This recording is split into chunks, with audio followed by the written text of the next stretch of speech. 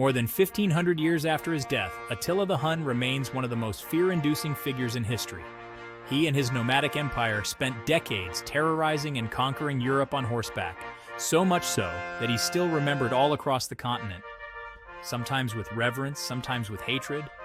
But many details of his life are unclear, and some that have been reliably recorded aren't as widely known as the apocryphal legends about him. Here are 5 such facts about Attila and his empire. No one knows where the Huns came from. The Huns were among the most feared people in the world, as well as some of the least understood. That's exemplified by the fact that the tribe's precise origins remain unknown to this day. They were nomads, after all, and while one popular theory posits that their roots can be traced back to the Xiongnu people of ancient Mongolia, it's impossible to confirm. Even the etymology of the Huns' name is disputed, with some historians ascribing it to the old Turkic word for ferocious.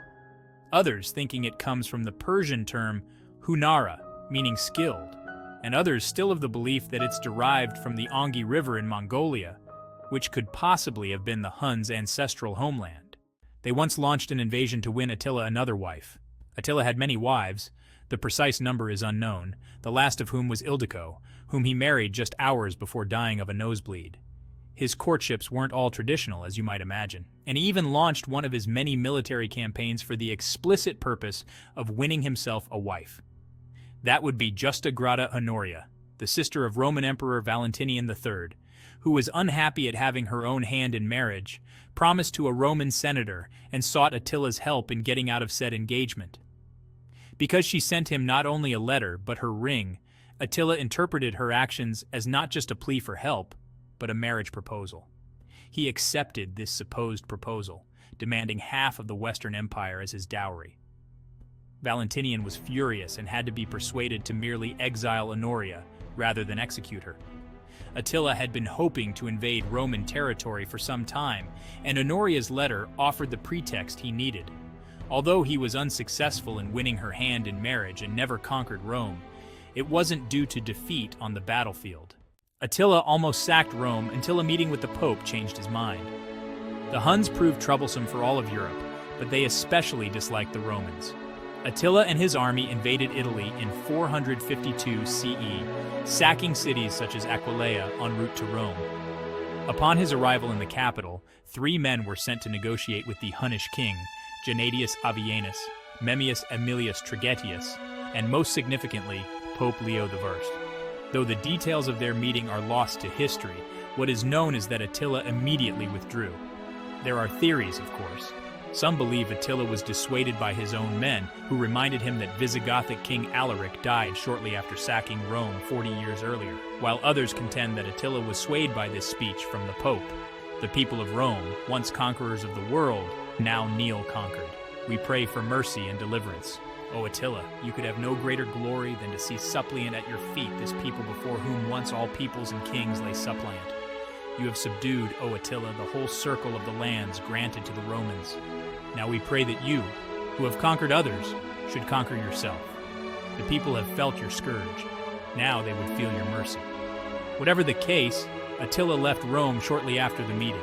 Nearly 1,000 years later, their encounter became the subject of Raphael's fresco, The Meeting of Leo the Great and Attila, which was completed in 1514 and is now part of the Vatican's collection. The Huns only lost one battle during Attila's reign. Attila's military prowess is hard to overstate, as is the terror he inspired in his enemies.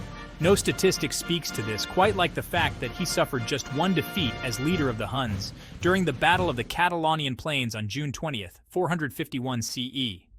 With 200,000 soldiers at his back during the Huns' invasion of Gaul, Attila wreaked so much havoc that General Flavius Aetius of Rome took the desperate measure of forming an alliance with King Theodoric I of the Visigoths.